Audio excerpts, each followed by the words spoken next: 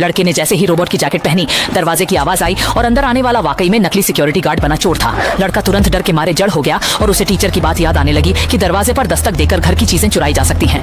कौन जानता था कि यह घटना वास्तव में उसके साथ ही घट जाएगी। चोर को निडर होकर बेडरूम में जाते देख लड़के ने भी तुरंत कार्रवाई शुरू कर दी। देखते ही देखते वह तेजी से काम करने लगा।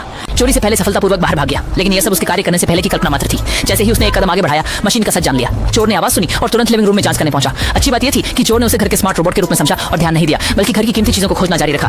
कुछ ही देर में उसने उसकी मम्मी का बड़ा सोने का कंगन और 3 स्मार्ट ओल्ड एज फोन ढूंढ लिए। फिर उसने एक महंगी रेड वाइन की बोतल भी खोज ली। हालांकि चोर जल्दी नहीं गया, बल्कि रोबोट को खाना बनाने को कहा। बस यही कदम लड़के का राज खुलने के करीब था, क्योंकि चोर खाना खा रहा था तभी लड़के के पेट से आवाज आ गई।